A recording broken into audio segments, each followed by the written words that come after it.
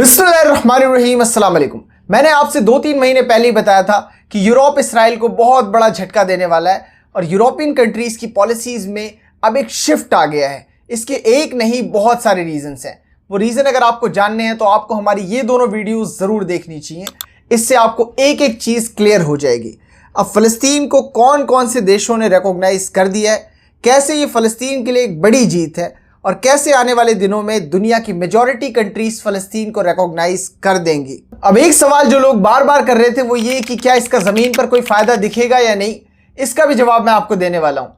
सबसे पहले ये जान लेते हैं कि किन किन देशों ने अब तक फ़लस्तीन को रिकॉग्नाइज कर दिया है। तो टोटल रिकॉग्निशन में 10 और देश आ गए हैं इन 2 ही दिनों में।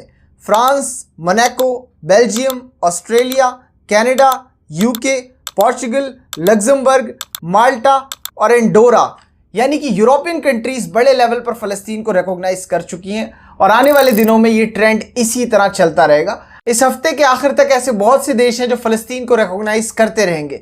इसके फ़ायदे हैं, तभी यूनाइटेड स्टेट्स और इसराइल तिलमिलाहट का शिकार हैं, वो डरे हुए हैं और बहुत से ऐसे गैर ज़रूरी स्टेटमेंट्स आ रहे हैं इसराइली और अमेरिकन लीडरशिप की तरफ से जिनकी फ़िलहाल कोई भी ज़रूरत नहीं है। जब 2 कंट्रीज़ के बीच में फॉर्मल टाइज हो जाते हैं और दोनों कंट्रीज़ एक दूसरे के वजूद को एक्सेप्ट कर लेती है तो बात पहले जैसी नहीं होती। इससे पहले वो फ़लस्तीन को देश ही नहीं मानते थे, इसलिए उनकी लीडरशिप के साथ कोई कॉपरेट ही नहीं करते थे। अब उन्हें कॉपरेट करना पड़ेगा। अब वो ये कोशिश करेंगे कि इस मसले का हल निकले। इससे पहले वो दबाव में होते थे यूनाइटेड स्टेट्स के, इसलिए इसराइल के साथ एक एलाय की तरह काम कर रहे थे, फ़लस्तीन के एग्जिस्टेंस को डिनाई कर रहे थे। पर अब वो फ़लस्तीन के एग्जिस्टेंस को डिनाई नहीं कर सकते, वो उसे एक्सेप्ट करेंगे। पर फिर भी अभी जंग बहुत लंबी है। अगर आप मुझसे पूछेंगे कि फ़लस्तीन की इतनी बड़ी डिप्लोमेटिक जीत के पीछे कौन है, वो कौन है जिसने इसे पॉसिबल बनाया है, तो मैं कहूँगा Saudi Arabia. United nation general assembly की मीटिंग में सऊदी अरब के फॉरेन मिनिस्टर ने अपनी स्पीच में कहा कि पूरी दुनिया को फ्रांस और उन देशों को फॉलो करना चाहिए जिन लोगों ने फ़लस्तीन को रिकॉग्नाइज कर दिया है। अब बचे हुए देश भी फ़लस्तीन को रिकॉग्नाइज कर दे ताकि हम 2 स्टेट सोल्यूशन निकाल सके। आखिर कैसे सऊदी अरब इसके पीछे है और कैसे उसने इसे पॉसिबल बनाया? सऊदी अरब ने सबसे पहले फ्रांस में लॉबिंग की। अब लॉबिंग को आप बहुत ज़्यादा कॉम्प्लिकेटेड टर्म के तौर पे मत लो। इसका सिंपल मतलब है कि सऊदी अरब की तरफ से फ्रांस के पॉलिटिशियंस को पैसे दिए गए हैं सच बोलने के लिए और फ़लस्तीन के साथ खड़े रहने के लिए। प्रेशर ग्रुप्स और लॉ मेकर्स का भी दिल बदला गया है सेम पैसे के जरिए। उसके बाद फ्रांस में सऊदी, कतर और भी कुछ गल्फ नेशंस ने, यूरोप की पावरफुल मुस्लिम ऑर्गेनाइजेशंस ने, बहुत से मुस्लिम्स ने इंडिविजुअली भी मीडिया और सोशल मीडिया पर एक पूरी कैंपेन चलाई जिसमें साफ तौर पे बताया गया कि गज्जा के अंदर जेनोसाइड चल रहा है। जिससे ये हुआ कि एक तरफ तो पॉलिटिशियंस, गवर्नमेंट और पावरफुल फिगर्स ने इस बात को एडमिट किया और एक्सेप्ट किया कि ये हो रहा है और हमें फ़लस्तीन को रिकॉग्नाइज करना चाहिए, और दूसरी तरफ आम लोगों का ओपिनियन पूरी तरह शिफ्ट हो गया और पूरा परसेप्शन ही बदल गया। इसराइल और अमेरिका ने बहुत कोशिश की कि वो इस मिस इन्फॉर्मेशन को फैलाएं कि इसराइल गज्जा में हमास से लड़ रहा है, पब्लिक को नहीं मार रहा। हालांकि कैजुअलिटी 65,000 तक पहुंच गई है और ये डेटा ठीक नहीं है क्योंकि रबल्स में लोग दबे हुए हैं। ये 1 लाख क्रॉस कर गया है, लेकिन फिर भी यूनाइटेड स्टेट्स इसको ढकने की कोशिश कर रहा था। ये पर्टिकुलर इवेंट यूरोप के अंदर rise of the Muslim lobby, और इस बात को इसराइलीज एडमिट कर रहे हैं। नेतन्याहू ने अभी कुछ दिनों पहले अपनी एक स्पीच में कहा था कि मुसलमानों के बहुत तेजी से यूरोप के अंदर इमिग्रेशन की वजह से वहां मुसलमान स्ट्रांग होते हुए जा रहे हैं और इसके लिए हमें तैयार रहना पड़ेगा कि यूरोप से अब हमें कोई अच्छी खबर ना आए, और ये चीज़ें अब होने लगी हैं। वैसे जूइश लॉबी भी फ्रांस में बहुत स्ट्रांग है, लेकिन वो कुछ कर नहीं पाई। हालांकि उन्होंने मीडिया, प्रेशर ग्रुप्स और भी कई तरीकों से प्रेशर बनाने की कोशिश की थी, परसेप्शन को चेंज करने की कोशिश की थी।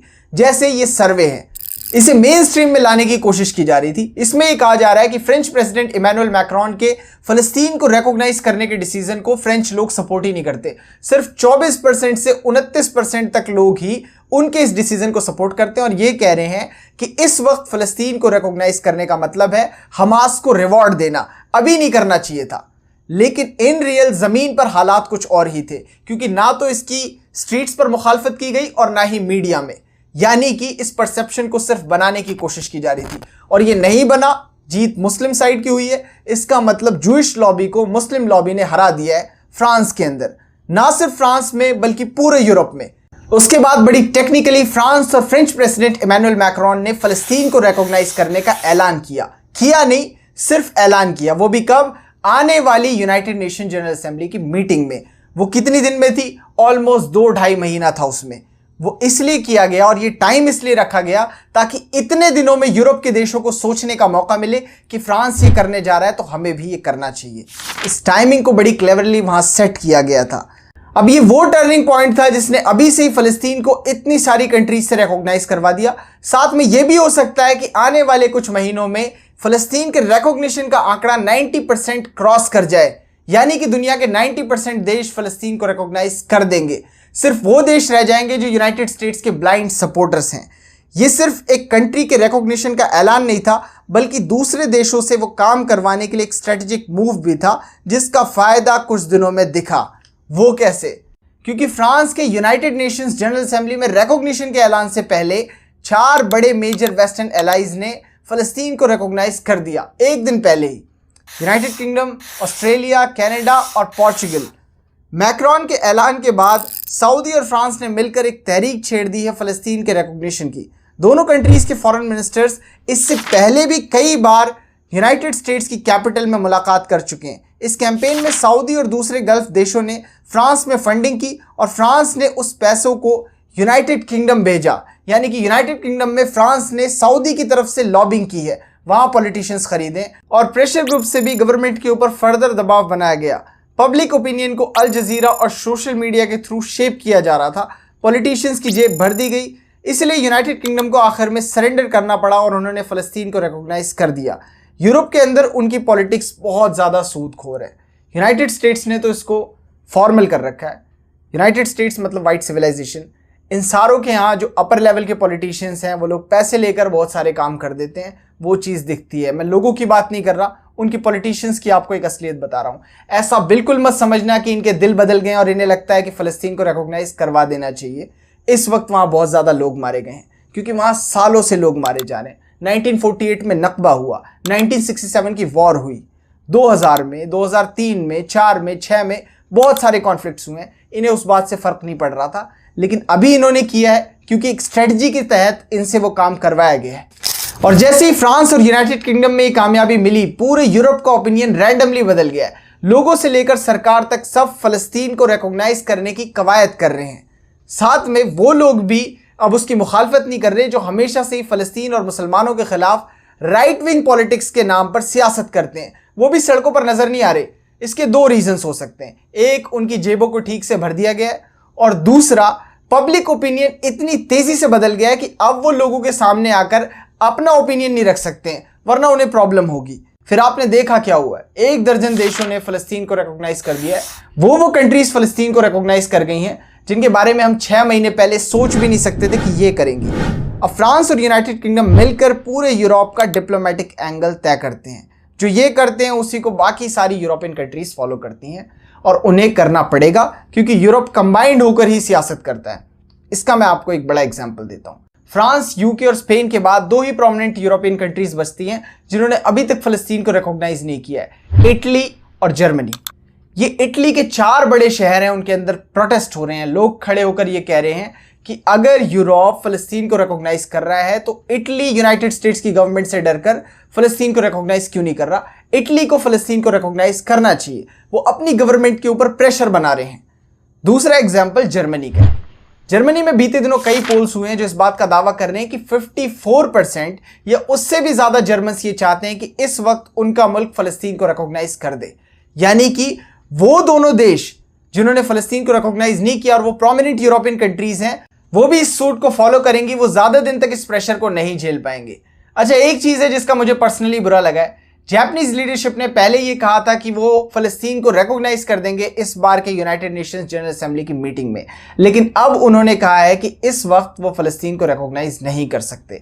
जाहिर सी बात है, अमेरिका ने उनके ऊपर प्रेशर बनाया होगा कि तुम अभी मत करना, और उनके ऊपर प्रेशर बनाना आसान भी है। बस इतना ही तो बोलना है कि अगर तुमने हमारी बात नहीं मानी तो हम तुम्हारे सिक्योरिटी गारंटर हैं और हम तुम्हें चाइना और नॉर्थ कोरिया के आगे ऐसे ही छोड़ देंगे। मेरे पास जापान के लोगों के लिए एक मैसेज है कि गजा के हालात क्या हैं यह आपसे बेहतर कोई नहीं जान सकता, क्योंकि आज से 80 साल पहले आपके 2 शहरों पर उसी अमेरिका ने बॉम्ब गिराए हैं जो आज आप और आपके लोगों के सिक्योरिटी गारंटर होने का ड्रामा कर रहा है। आपको ये समझना पड़ेगा कि गजा और आपके बीच में एक बहुत बड़ी सिमिलैरिटी है। वो ये कि गजा के ऊपर भी जिन बॉम्ब्स और हथियारों का इस्तेमाल किया जा रहा है वो यूनाइटेड स्टेट्स में बने हैं, और 80 साल पहले जापान के ऊपर जो बॉम्ब गिराए गए थे वो भी यूनाइटेड स्टेट्स में ही बने थे। यूनाइटेड स्टेट्स इन दोनों कंट्रीज की हिस्ट्री में एक कॉमन विलन है। लाखों जापानीज मारे गए, जिनमें औरतें, बच्चे और ज़ईफ लोग भी थे। यूनाइटेड स्टेट्स की आर्मी ने जापानीज वुमेन के साथ क्या किया है ये बात पूरी दुनिया जानती है।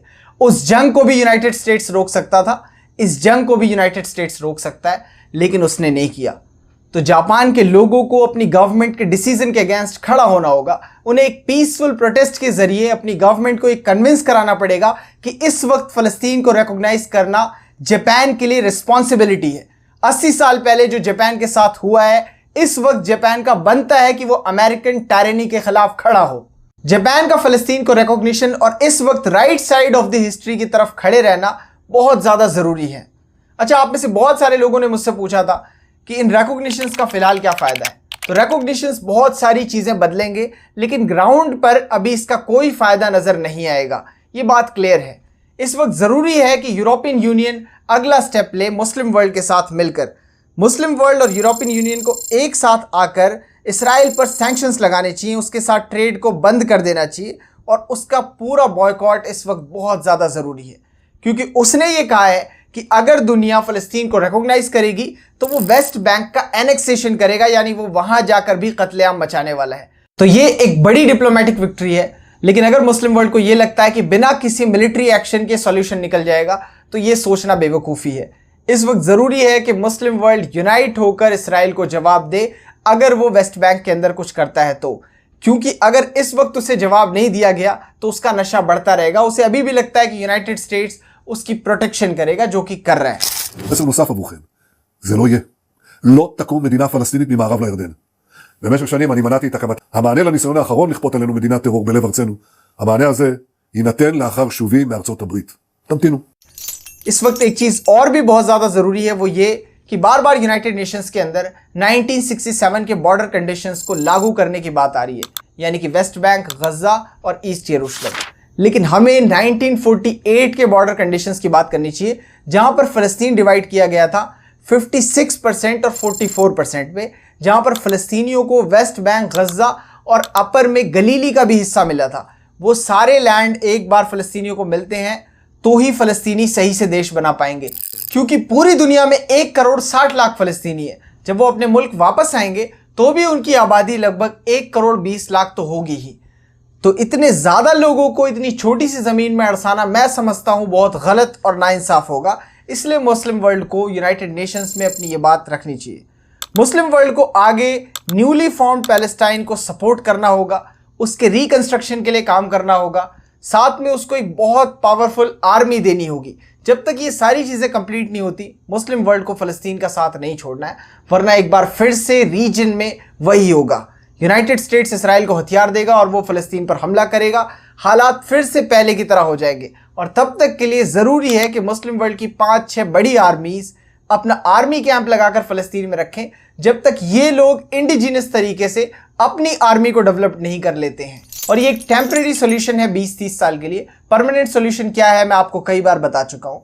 मैं इस चीज़ में स्ट्रांगली बिलीव करता हूँ और हमेशा मेरा यही स्टैंड रहेगा कि जैसे फ्रांस फ्रेंच लोगों के लिए, ब्रिटेन ब्रिटिशर्स के लिए, इंडिया इंडियंस के लिए, सेम उसी तरह फ़लस्तीन फ़लस्तीनियों के लिए, फ़लस्तीन अरबों के लिए, फ़लस्तीन यहूदियों के लिए भी है, लेकिन उन यहूदियों के लिए जिन्होंने कभी भी अपनी ज़मीन को नहीं छोड़ा, चाहे उनके ऊपर कितना ही तशद्दुद फॉरेन पावर्स ने आकर क्यों नहीं किया। जैसे फ़लस्तीनी अपनी ज़मीन पे था, यहूदी भी अपनी ज़मीन पे था।